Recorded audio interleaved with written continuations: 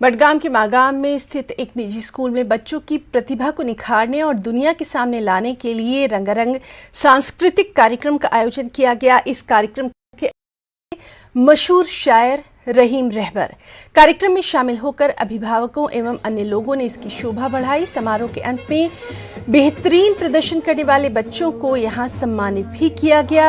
इन मासूमों का हौसला भी बढ़ाया गया।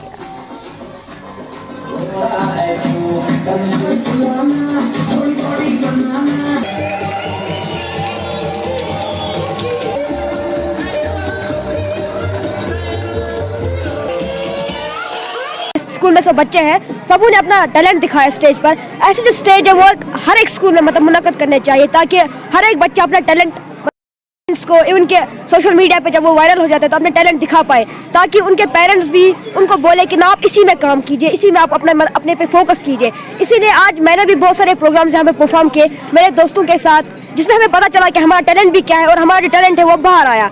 इसकी वजह से हम आगे से स्टेज पर कभी परफॉर्म करने में नहीं डरेंगे। हिडन टैलेंट है, जो खूबियां हैं उनको स्टेज पे लाना बहुत ज़रूरी है, जिसके लिए हमने ये परफॉर्मेंस की थी।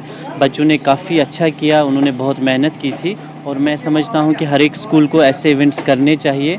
हर एक सतह पे हमें बच्चों को इन इवेंट्स में पार्टिसिपेट कराना चाहिए ताकि इनके अंदर जो छुपी हुई खूबियाँ हैं बाहर आएँ और निखरें। इसलिए हाजिर में ऐसे प्रोग्रामों का इनेकाद करना लाजमी बन जाता है।